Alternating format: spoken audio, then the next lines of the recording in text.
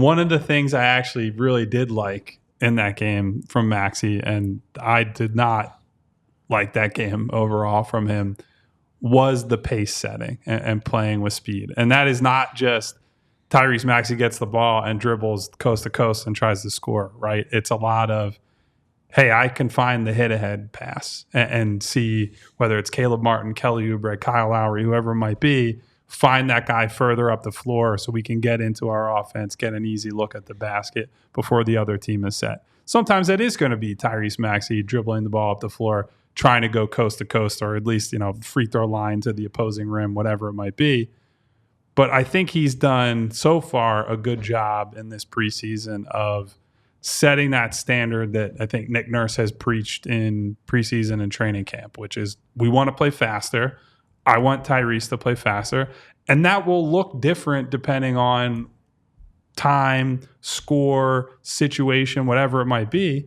But he needs to play with purpose at all times. And especially when he is option numero uno, and certainly Paul George goes down, Joel Embiid's already out. He is the undisputed number one guy on the team.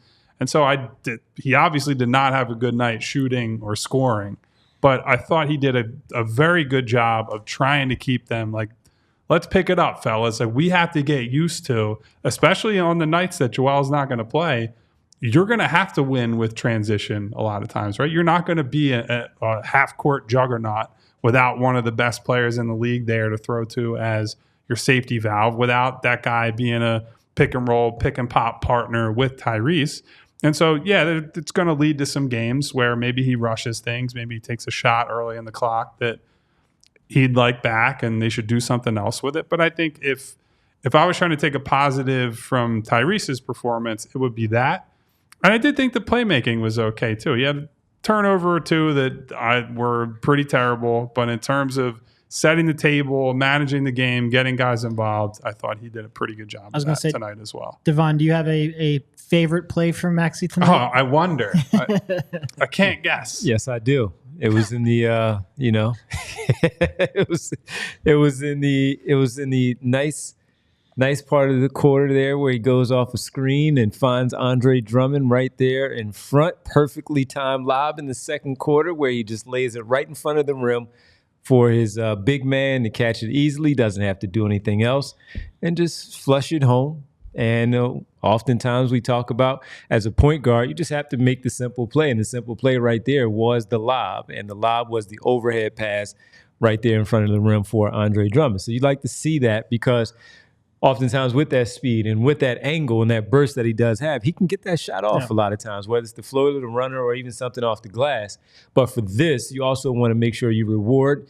And it's an easier finish there at the basket, and that is that toss-up to your big man right there in front of the rim for the dunk. So, yes, right on cue, the moment of the night, Tyrese Maxey moment of the night is that lob to Andre Drummond for that easy finish. And it's just, if you can make Andre a threat there, like there's only so much a defense can take away. When you've got a guy with the speed and the shot of Maxey, there's only so much. And when you have a big man rolling to the rim like that, and you have a guy on the strong side corner that can shoot and a guy on the weak side corner on the shoot, something is going to be there. And Tyrese being able to make that pass opens up the other three options.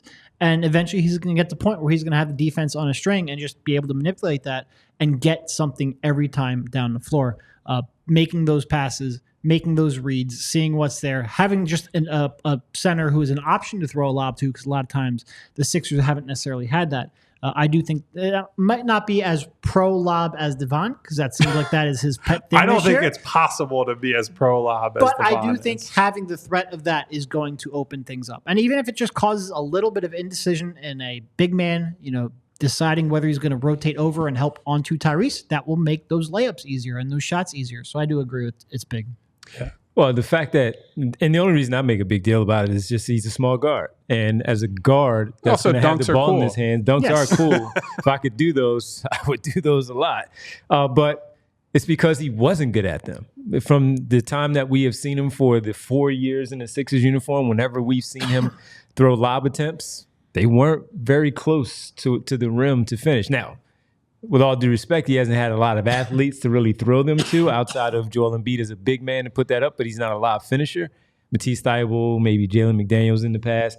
Only a couple of guys that really Man, the stand PJ Tucker out. shade. Well, in his younger years. We ought to throw you off the set for that one. Maybe.